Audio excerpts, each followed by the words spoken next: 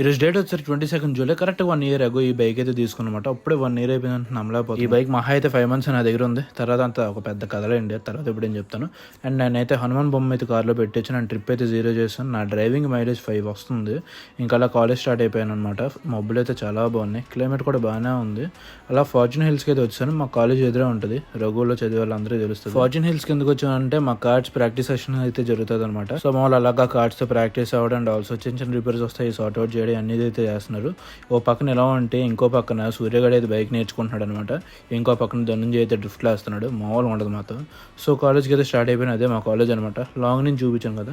And ఇది వచ్చేసరికి మా క్లబ్ కమ్ ల్యాబ్, మధ్యాహ్నం ల్యాబ్ అయితే ఉందన్నమాట. సో అందుకే మధ్యాహ్నం ల్యాబ్కి అయితే వచ్చాను. ఈ ల్యాబ్ పని చూసుకుని ల్యాబ్ అయిపోయిన తర్వాత వెంటనే ఇంటికి వెళ్ళిపోతాం అనుకుంటే మధ్యలో పని అయితే గుర్తుకొచ్చింది. అదేంటంటే మా కార్ నెంబర్ బోర్డు అయితే వచ్చిందనమాట. దాని షోరూమ్కి వెళ్ళి నెంబర్ బోర్డు చూసుకుని నెక్స్ట్ సర్వీస్ సెంటర్కి వెళ్ళి నెంబర్ బోర్డు ఫిక్స్ చేయడానికి వెళ్తే అక్కడ నెంబర్ బోర్డు ఫ్రేమ్ అయితే లేదన్న. ఆ next day car number board frame తీసుకొని బైక్ కూడా నెంబర్ బోర్డు ఫ్రేమ్ అయితే బిగిస్తాం.